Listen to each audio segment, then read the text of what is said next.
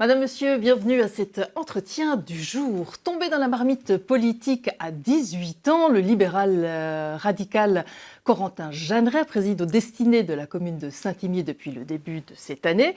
À 26 ans, il est le plus jeune maire actuellement en place dans la région, de quoi donner une véritable nouvelle impulsion à Saint-Y. Eh bien, pour le savoir, nous avons le plaisir de vous accueillir, Corentin Jeanneret. Bonsoir et bienvenue. Bonsoir.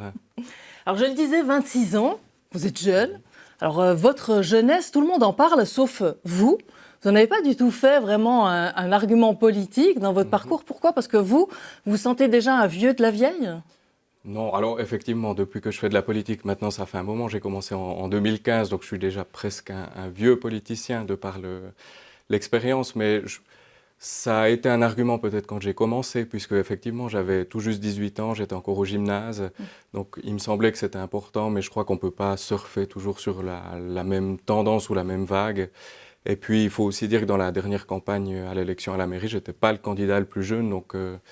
Et puis c'est vrai que la jeunesse c'est toujours tranchant, c'est un avantage comme un désavantage, donc je le mets pas forcément en avant. Donc vous voulez pas, c'est pas un argument pour vous, en tout cas pour amener des nouvelles choses, des nouvelles impulsions. Alors oui et non, parce que ça permet quand même d'amener aussi une nouvelle manière de voir les choses. On le voit, il y a de plus en plus de jeunes qui s'investissent, que ce soit en politique, mais aussi enfin, pour le climat, pour des causes qui leur tiennent à cœur. Et je pense que c'est important, les jeunes, puisqu'on amène aussi une autre vision, une autre éducation, enfin une autre génération aussi. Et je pense qu'on a toute notre place dans la politique. Mais quand on vous regarde, Corentin Jeanneret, vous ne ressemblez pas vraiment à la jeunesse imérienne. Hein, vous êtes là avec votre costard cravate, la jeunesse imérienne un petit peu plus rebelle et un petit peu plus dans la rue, bouge un tout petit peu plus. En quoi elle peut se reconnaître en vous ? Alors elle peut se reconnaître quand même, par exemple samedi soir j'étais au restaurant, je suis tombé sur des amis, on est ensuite allé boire quelques verres dans un établissement bien connu à Saint-Imier. On se reconnaît, effectivement j'ai un habit, je l'assume et je considère que ça va avec la fonction. J'ai été élu, j'ai des responsabilités, je pense que vis-à-vis du corps électoral, vis-à-vis des Imériennes, des Imériens, j'ai une certaine responsabilité, c'est pour ça que je m'habille de façon plus ou moins sérieuse. Mais je ne crois pas que ça mette une barrière, en tout cas pas avec les jeunes. Et puis, bon, je ne suis pas habillé comme ça tout le temps. Hein. Quand je sors en privé, je suis aussi... on a tous des jeans, des baskets et ça va aussi très bien. Mais justement, parlons-en de cette jeunesse imérienne, puisque c'est une jeunesse qui, si on l'écoute un peu, on laisse traîner les oreilles dans les rues de Saint-Imier, mais aussi un petit peu dans la génération un peu plus âgée.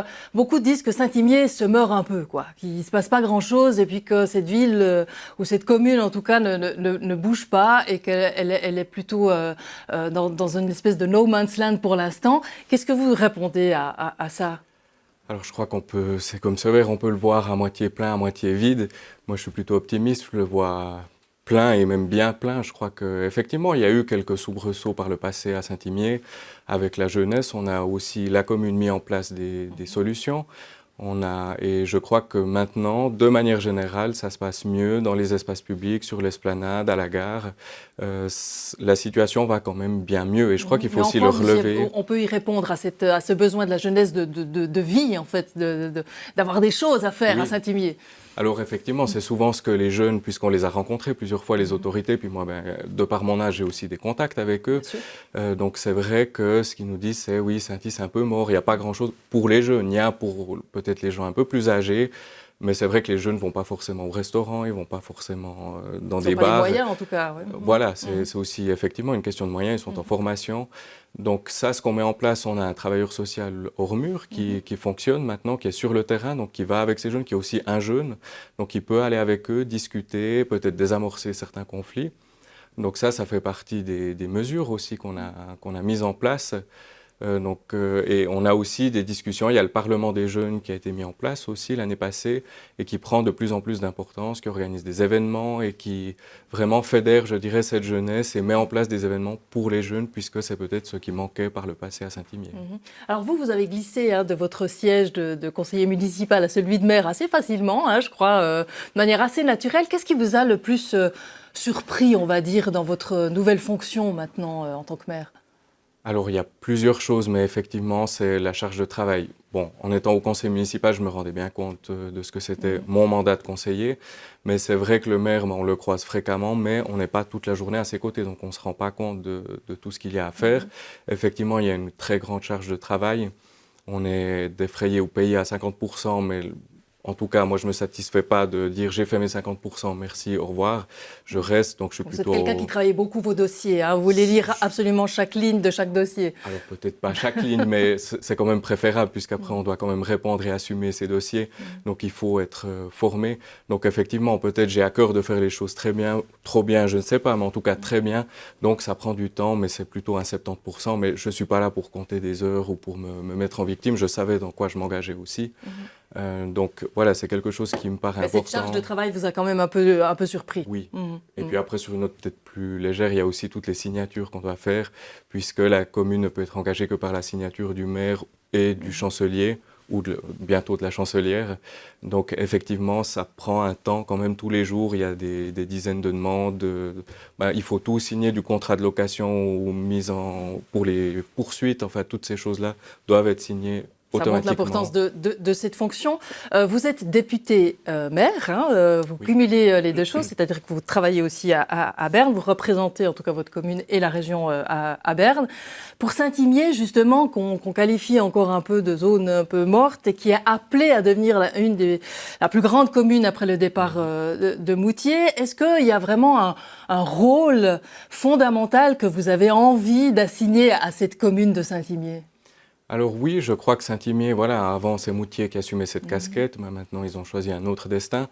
Saint-Imier, je pense, sera, enfin, on ne va pas se gausser de ce titre, on ne va pas l'afficher à l'entrée de la localité, on est d'accord, mais effectivement, on va devenir la commune la plus grande en termes d'habitants, et je pense qu'on aura ce rôle peut-être. Alors on a les différents pôles de Avenir Berne Romand, on a le pôle formation, le pôle culture, le pôle santé, mais je pense qu'au-delà de ça, on devra peut-être avoir ce rôle fédérateur pour montrer l'exemple dans le Jura bernois. Mais ça veut dire quoi ce rôle fédérateur pour vous, concrètement ? Alors je pense qu'il faut prendre une part active à la vie politique du Jura bernois, par Jura bernois Bienne, qui est l'association des communes.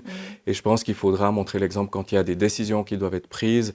Là, par exemple, il y a eu Avenir Berne Romand. Saint-Imier n'a pas été arrogante et n'a pas dit tout doit venir à Saint-Imier, on est la plus grande commune. Avant, tout était à Moutier, qui était la plus grande commune. Tout doit venir chez nous.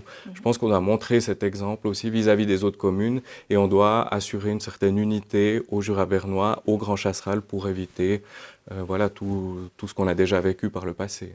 Donc c'est ce que vous promenez, c'est en fait une manière presque de médiation de la part de Saint-Imier, deviendrait un peu la commune médiatrice dans toutes les problématiques reliées au Grand Chasseral ?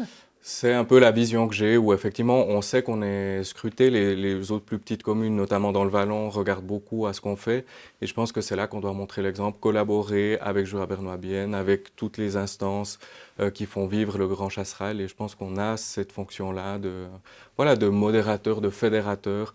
On doit assurer l'unité de notre région, mais Saint-Imier, comme toutes les autres communes du Jura bernois. Qu'est-ce qui manque à Saint-Imier pour en faire une vraie capitale du Grand Chasseral? Je sais, on n'a pas cette prétention d'être la capitale du Grand Chasseral et du Jura bernois. Mais qu'est-ce qui manque? On peut toujours faire mieux. On aura bientôt un hôtel. Je pense que c'était aussi quelque chose qui manquait cruellement à Saint-Imier et dans le Vallon, d'avoir une réelle offre hôtelière qui puisse accueillir un quart de visiteurs. On voit qu'on a beaucoup c'est un pôle touristique aussi, Saint-Imier. On a énormément de voyageurs, de la clientèle d'affaires, mais aussi des touristes qui viennent pour visiter nos nombreux sites touristiques. Donc, je pense qu'on doit avoir cet hôtel, mais je pourrais répondre beaucoup d'autres choses à cette question.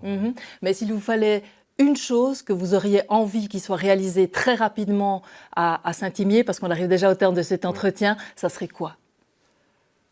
Alors, c'est une vaste question, mais je pense qu'il y a l'hôtel, il y a aussi la halte CFF à la rue de la Clé, qui va permettre aussi de désenclaver ce secteur de la rue de la Clé. Et peut-être qu'avec cette halte CFF, on va pouvoir avoir un pôle de développement cantonal du logement et donc de nouvelles zones à bâtir. Et je pense que c'est ça aussi qui manque et qu'on nous fait le reproche peut-être, c'est on n'a pas assez de zones à bâtir à Saint-Imier, on n'en a plus pratiquement. Donc si on a une nouvelle zone à bâtir, on sera aussi plus attractif et on pourra accueillir de nouvelles personnes, je pense. Corentin Jeanneret, merci d'être passé nous voir et de nous avoir éclairé un tout petit peu sur cette commune du Grand Chasseral qu'est Saint-Imier. Merci beaucoup. Merci beaucoup, bonne soirée. Voilà, c'en est tout pour cet entretien du jour. Merci de l'avoir suivi. Et quant à moi, je vous donne rendez-vous la semaine prochaine sur Télébilingue.